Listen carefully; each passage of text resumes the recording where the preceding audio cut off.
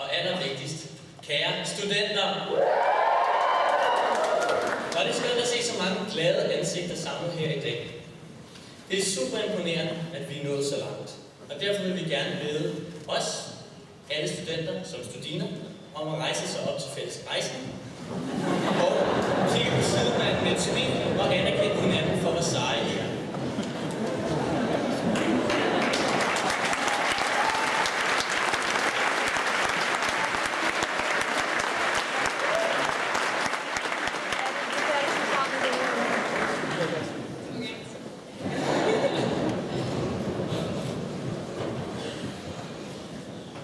For 16 års skoledag siden stod vi nervøse og sårbare ude i skolegården til det famøse introdag.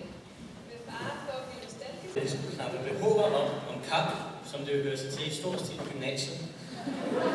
Og så dreng var det yderst at stå og fumle med behåber, og jo længere det gik, så blev man lidt rødere i kinderne. Men i sidste ende, der lykkedes det at åbne behåberne. Introdagene, de åbnede op for vores liv på Sankt Anne Gymnasium. Til dette liv, der var vi alle fulde af forskellige forventninger.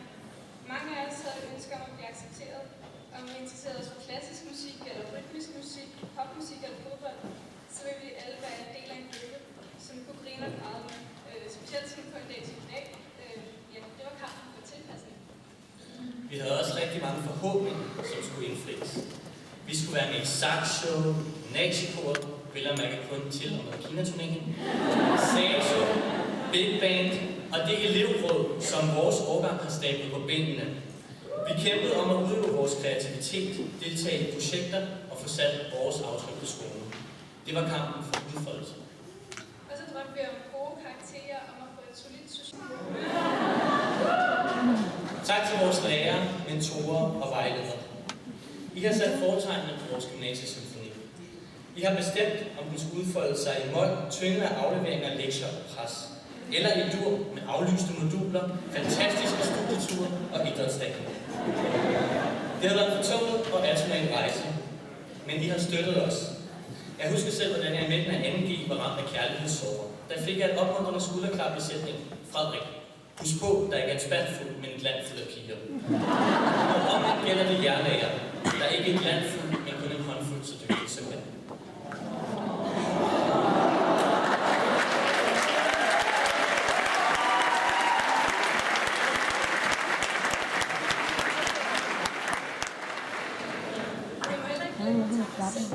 De netter, hvor det lukker i åndet os i nakken. Nej, vi taler om at våge og prøve sig selv af til alle de uretfærdige auditions, vi har mødt på vores vej. De har uoverværdigt ført til nederlag og gør, at vi mister gnisten en gang imellem. Især i løbet af første og anden G, hvor vi var de yngre elever, og stadig havde nogen at se op til.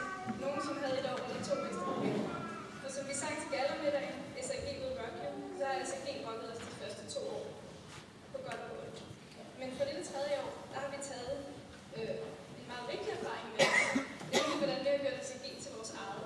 Hvordan vi har sat vores præg på skolens musikliv, rejst os og klaret auditionsene, hvordan vi er blevet stærkere af de nederlag, vi har mødt videre. I år har vi rocket SAG. Vi kommer også til at rocke fremtiden. Netop denne har været et helt diskussionsemne på det seneste, og det har været forbundet med stor usikkerhed. Men vi har aldrig været i tvivl om, hvor seje og dygtige vores klassekammerater er. Og det kan man også se ud fra vores blå bog, hvor vi har givet hinanden en præg om fremtiden.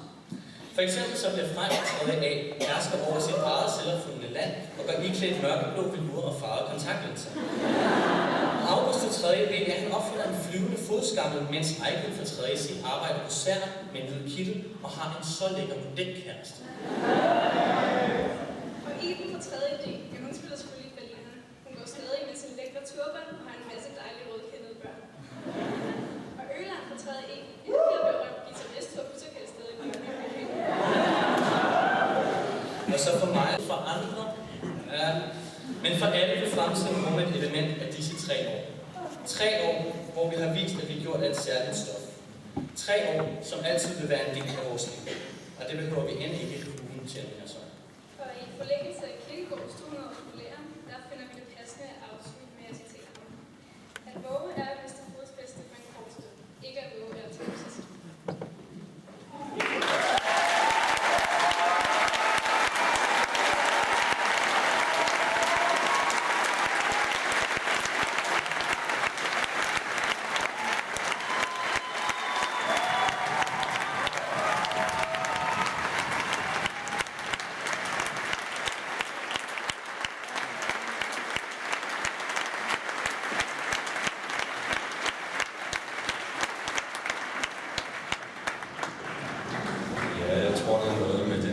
dataindsamling, som jeg skal blive bedre til at høre den her elevtale. Men tak til jer. En rigtig flot tale. Så er vi kommet til nogle andre af årets debutenter, og det er Mathias Alex Møller. Axel, undskyld. Det er Mathias Axel Møller, Mathias, og det er Kim Larsen, og det er sammen med Kim